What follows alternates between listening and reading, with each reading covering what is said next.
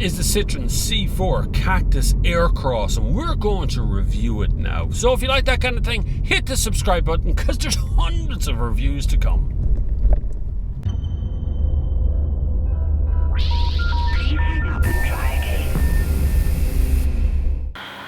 There's all kinds of action there. Just waiting for a train to pass. So the sun has come back out here in Ireland again.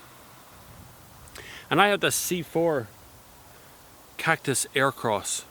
And Citroen have changed a few things, and some that have nothing at all to do with the car.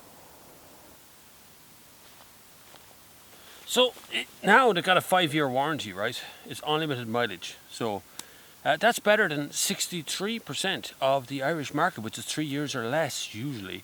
And in the case of, say, Mercedes, where it's only 2 years, it's probably one of the lowest ones in the market. The longest one being Mitsubishi at 8 years, not counting mileage per minute.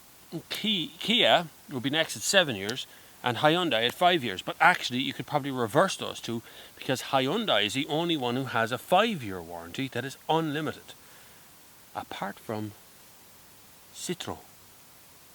So why am I drawing your attention to this 5-year warranty thing? Why does this matter? What's going on? Because conversations about warranties or about French cars usually go something like this. Hiya, I like a Citroen. Oh, now French cars, they break down all the time. I had one once. Oh, really? Oh, that's terrible. When did you own one of them? 1984? You see, we tend to look at things through rose-tinted glasses. When you look back at the 80s, almost every brand of car in the market broke down all the time.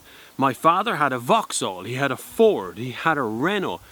They all broke down. There was always a morning where those cars wouldn't start at some point. So Citroen and the French brands were no real different than anybody else.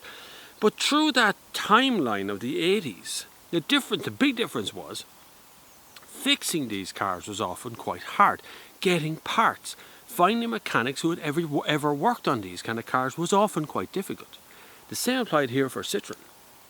But this, 5 years, that changes everything, particularly when it's an unlimited warranty. That makes a big difference, because you can give out a 50-year warranty. If you restrict the mileage to 100,000 kilometers, well, you know what? One will catch up with the other eventually. And some of those warranties, if you read into them very carefully, some of those warranties have step-down bits. So after 3 years, there are parts of the car that won't be covered no matter how long the warranty is. After 5 years, there are parts of the car that won't be covered. And after 7 years, it's just not covered at all. And that's it. Now, that's not detracting from the warranties that are already there.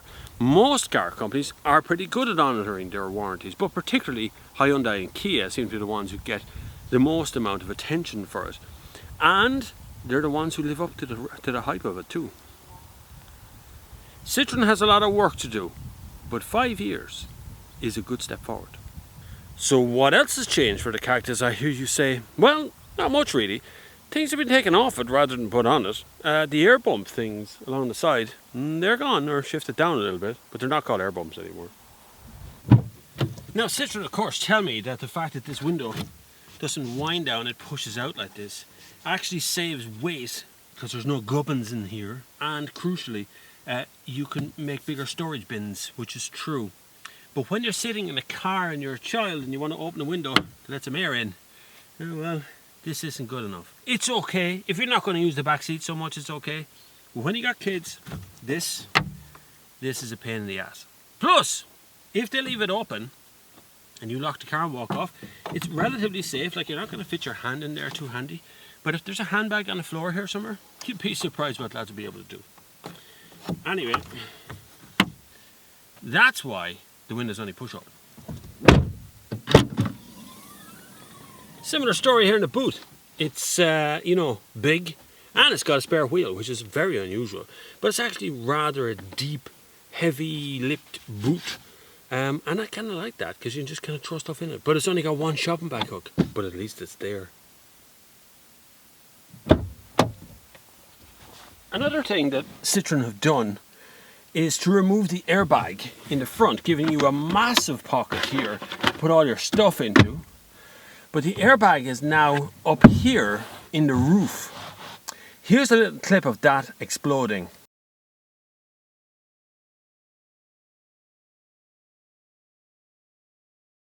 Now what that means is, of course, that there is no vanity mirror on this side for the passenger, for the man to do his makeup or the female to put their lipstick on, or just checking their hair, whatever it is.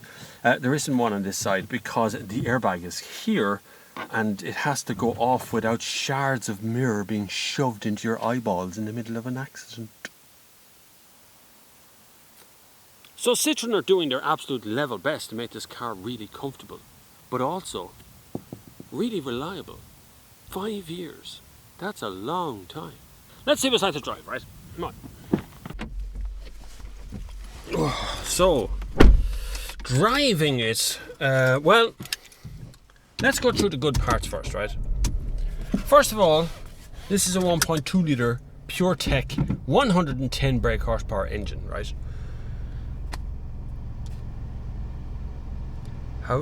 See, this is where the problems begin now with touchscreen. See, I had to go from one screen to the other to do the touchscreen thing for the heating controls. Anyway, we'll come to the heating controls in a minute. First of all, the new suspension system, top notch. I mean, like, smooths out roads like a roller, like a Rolls Royce, like a Daimler, like some other really expensive, overly priced, overly engineered car that you can pick from. This just, like, I am on rough Curragh plains. It's flat, it's not really off-road, it's grass, but it's really bumpy and there's lumps and bumps and weird stuff that you can't really feel on a road, and that's exactly what I'm feeling here now. It's like, woof, into the thing. But it's really good. Now, the problem is the steering doesn't really feel connected to much, because when you turn, there's no sense of really turning wheels anywhere, which is a very strange experience. That aside, this is a 5-door hatchback. How often are you really going to want to know whether you're going all the way over here or all the way over there, unless it's a really emergency thing and end up too late anyway? Good point. I love the little heads-up display type thing that shows your speed. It's like a Kindle. You can see it in all weathers, all conditions, all brightness, all sunlight shining directly on it. The same can be said for the touchscreen, which you can see in any conditions, any weather, any sunlight, whatever. It's all right there. The problem is the heating controls is on the touch screen, and that means you've got to go into the heating controls to just put the bloody knobs back, right? Every journalist has complained at some point about no knobs on the heating controls for Peugeot and Citroen, and yet they continue to force the point that they don't need to put the knobs in. And yet I continue to force the point that you do need the knobs in it. That is a distraction. To press a non-haptic feedback button, you must look at the button. And then you must look at the button again, because there's multiple buttons to press. You press the heating, then you press the up and down arrow, or you press the temperature, or you press the radio, and you press the station, and you press the nav. And all these things mean that my eyes aren't looking out there, they're looking over there. And that means that sheep can just run out in front of me randomly as I drive through the curb. Right, I just let a car pass me here, and then we'll go Speedy Gonzalez style, right?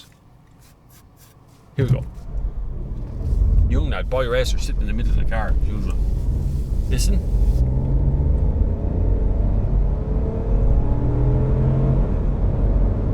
You hear that gear change? Deadly sound, isn't it? It's just a little fizzy 1.2 engine. It's really nice. It's a really good engine. Fairly decent fuel economy as well. I'm quite happy with the fuel economy part. But yet it still seems to want to change gears just so randomly. It's in 5th now, and I'm not accelerating. So I'm going to turn here. Shout out for the nearly silent indicator sound. It's changing down there. It's quite responsive, but it does feel like a little French person has gotten into the gearbox and is changing gears for you, rather than it's an automatic.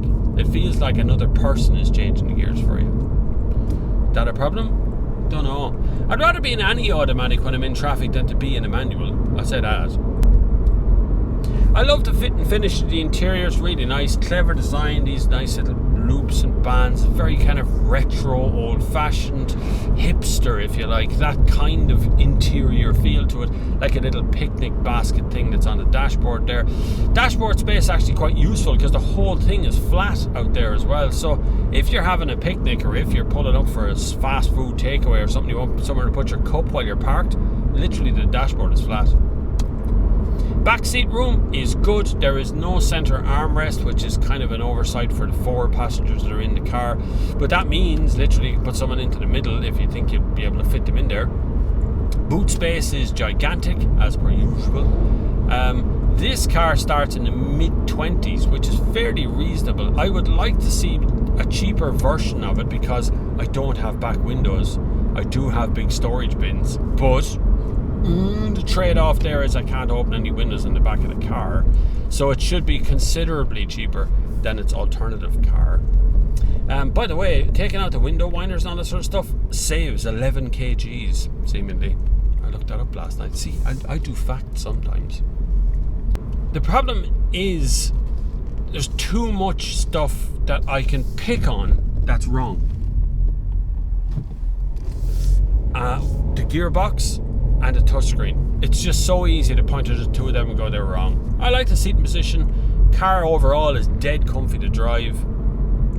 Interior fit and finish seems amazing. The 5-year warranty, I mean, you can't argue with that. Now look, I haven't put the 5-year warranty to test, and neither has anybody else, but it doesn't matter. It's a concrete warranty with all of its accoutrement, and you should be able to get your 5 years out of the car without having any problems with it. And if you do have problems, you go to a Citroen dealer and he will fix it. It's been an absolute pleasure to inform you all about the Citroen C4 Cactus. If you like this kind of review and you want to see even more kinds of reviews, there's millions of them on the channel, but hit the subscribe button for the future ones, the ones I haven't published yet, the ones that are still to come. You can also support this channel in multiple ways down below, from Patreon to PayPal, and you can follow me on Instagram, Twitter.